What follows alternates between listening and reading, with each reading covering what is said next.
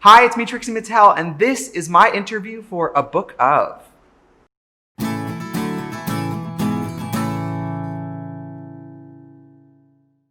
Oh my God. Well, when I was a kid, my grandpa, I lived with my grandpa, and my grandpa had a really dark sense of humor, and he played guitar. So I was obsessed with him. I wanted to be him. I just loved my grandpa. And he was the type of person who was up at 5 a.m. for work and was, at home by 4 p.m. having some brandy playing his guitar. And that to me was just like, that's the life I want. And then as I got older and gayer, I got more inspired by female musicians. So I loved Amy Mann, Nancy Sinatra, Dusty Springfield, Dolly Parton, the Go-Go's, the Donnas, the Runaways, Joan Jett. I got so into females with guitars, Michelle Branch, Avril Lavigne, Sheryl Crow, because I just thought guitars are supposed to be this kind of masculine instrument, which is why all guys play guitars. And women playing it to me was sort of subversive, and I just thought that was cool. Did you teach yourself to play the guitar? Yeah, I taught myself to play the guitar because my grandpa told me, if you can't figure it out yourself, you have no business playing it. So I had to teach myself. I like that. Yeah, he was like, if you're really good at it, you'll figure it out. And if you can't figure it out, it's not for you, which I think is kind of fair.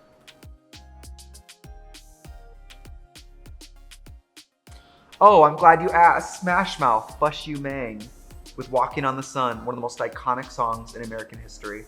I'm telling you at home, listen to Walking on the Sun by Smash Mouth. It sounds like it was recorded yesterday. It's great. And very 60s. Oh my God, every time I make an album, I'm like, this next one has to be better. I love Two Birds, One Stone is better. I love One Stone, Barbara is much better. Barbara is by far the best one I've put out. I think it's the best songs, the best singing. I took a lot of voice lessons between albums, the best singing, the best guitar playing. It just really changed me as a performer. When I was making Two Birds, I spent all my own money, and I have no shame saying this. I spent $20,000 on that album, which is like nothing, but to me that's a lot. And I remember being like, well, either people will buy it or I just lost $20,000. And when people did buy it, I remember landing in Europe on May 5th, the morning after it came out, and I was in immigration, and you're not supposed to have your phone, but I checked my phone, and I saw it on the iTunes chart at number 2, and I just cried because, I wasn't even sure if I'd make my money back. So I pay for all my own albums, so I'm always very pleased when they work out.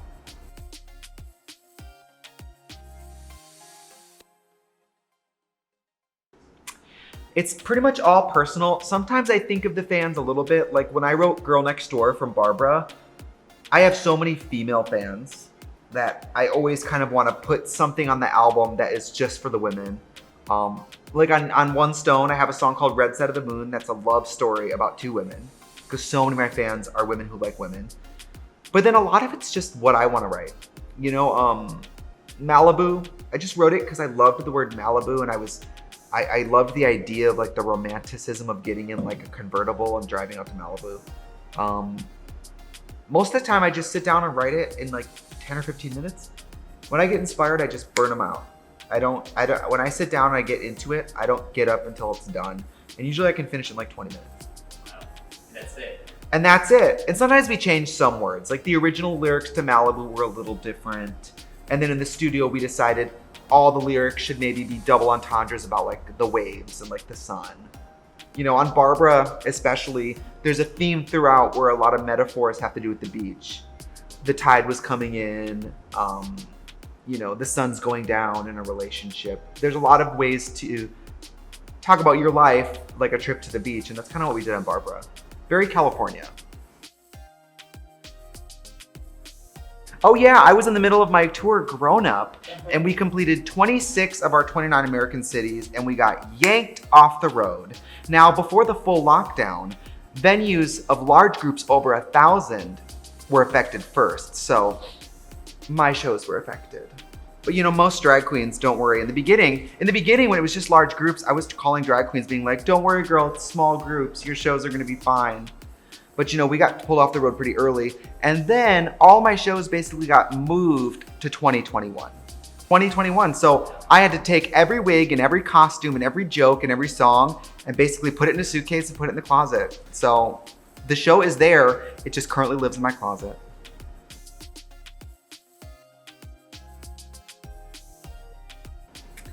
Oh, weirdly, I miss my tour bus bedroom. On my tour bus, I have a bedroom in the back, and there was just something really like magical about some nights going to sleep in a moving bed and looking out the window and seeing like the stars and stuff.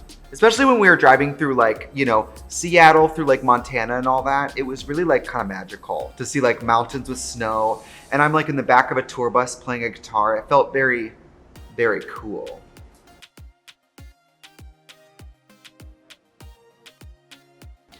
Oh, the first country I want to go to, I've had so many good experiences, you guys. I mean, I can't think of one country where I had a bad time. Aren't we going somewhere in Europe that we've never been? Are we going to like Berlin? I think so, but also like Iceland. Oh, on my European tour, we're doing like Iceland. I think we're doing Germany, France, I think Spain. There's a lot of European countries I'm going to for the first time. So I'll see you there.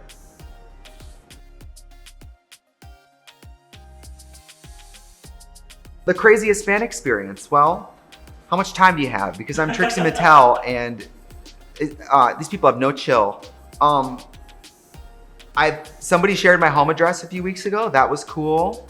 Then my phone number leaked. I got phone calls and texts for days. That was cool.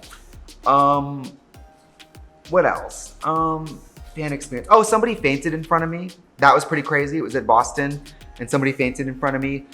Pretty regularly, someone will come up to the meet and greet and pull out a tattoo. That's always crazy. I would say on tour, I probably see 3 Trixie tattoos a day. I'm not exaggerating.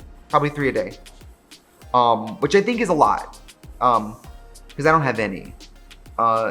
And honestly, most crazy fan interactions are actually really positive. Like I have a girl who, she makes jewelry. She always gives me custom jewelry. Like most fan interactions are like a dream, like perfect.